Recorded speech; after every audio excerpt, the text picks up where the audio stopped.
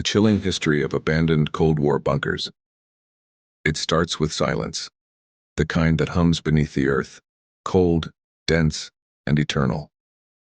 If you were to walk through the forests of Eastern Europe or the windswept plains of Montana, you might stumble upon something strange. A door in the ground, a metal hatch sealed decades ago, a tunnel leading nowhere. These are the forgotten catacombs of fear, the abandoned bunkers of the Cold War. During the mid-20th century, the world teetered on the edge of annihilation. Two superpowers, the United States and the Soviet Union, stared each other down across oceans and ideology. Their weapons were nuclear, their minds paranoid, and their preparations absolute. Governments dug deep into the earth, carving hidden worlds meant to protect humanity from itself. In America, massive civil defense projects promised safety against fallout.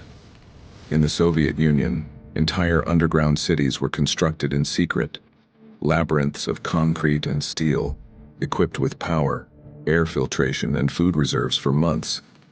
But these bunkers weren't just military strongholds. They were monuments to a specific emotion: fear.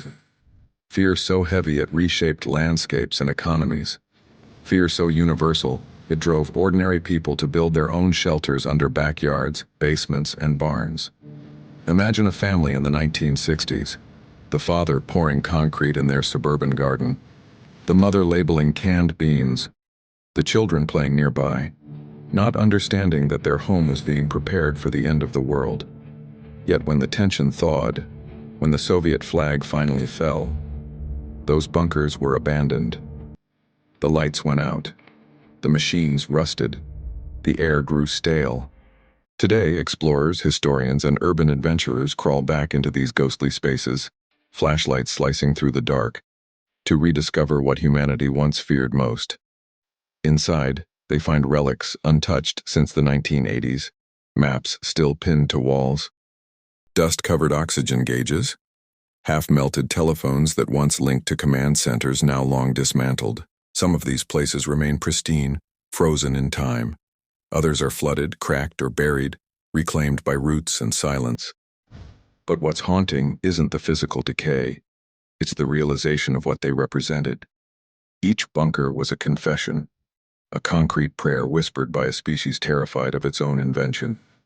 Experts call this the archaeology of apocalypse, a term that makes sense when you stand in one of these places.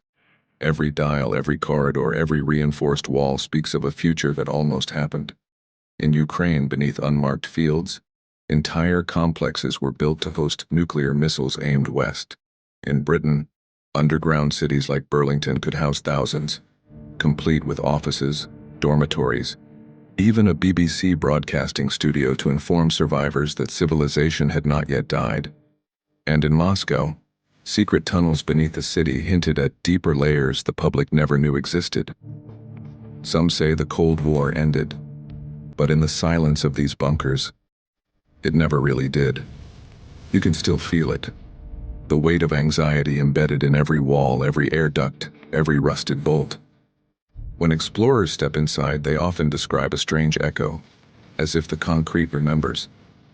The past lingers like static, humming through the pipes. I once read a field report by an urban explorer who descended into an abandoned Soviet command bunker. He said the deeper he went, the louder the silence became. Doors creaked open into rooms filled with yellowed notebooks, and maps of Western Europe marked with faded red circles, potential strike zones. He said he realized, standing there, that every red circle represented millions of ghosts that never were. Because somehow, the war of shadows remained cold. There's a strange beauty in that humanity built these tombs so it wouldn't need to use them. But not all bunkers were meant for defense. Some were built for survival, power, or paranoia. In the forests of Czechoslovakia, whispers tell of secret vaults built for elite escape in case of nuclear fire. In the American Southwest, a network of radar bunkers lies abandoned, still wired to long-dead systems that once watched the skies for Soviet bombers. Others have been repurposed. In Germany, Cold War shelters became wine cellars. In Norway, one transformed into a data center protecting digital archives instead of human ones. Humanity has a way of recycling fear, turning once dreaded depths into something practical, even peaceful, and yet most remain as they were, sealed, forgotten, sleeping beneath the soil. There's a strange irony to it all. We built sanctuaries to save ourselves from nuclear fire, and then, when the threat passed, we left them to rot. But the fear never disappeared. It just changed shape. Today, it hides in new forms. Cyber warfare, climate collapse, artificial intelligence, pandemics. We still build fortresses, just digital ones. Standing before an abandoned Cold War bunker, you can almost hear a question echo through time. What are we afraid of now? Maybe these forgotten places are mirrors, showing us that fear is cyclical, that every generation buries its anxiety somewhere, in concrete vaults, in encrypted servers, or in our own hearts. The Cold War may have ended, but the emotion that built it still breathes through us. And perhaps one day, far in the future, when another civilization unearths these ruins, they won't see weapons of fear, but evidence of hope. Hope that even when humanity was most terrified, we still believed in survival. Soft, ambient music swells, faint echoes of wind through tunnels.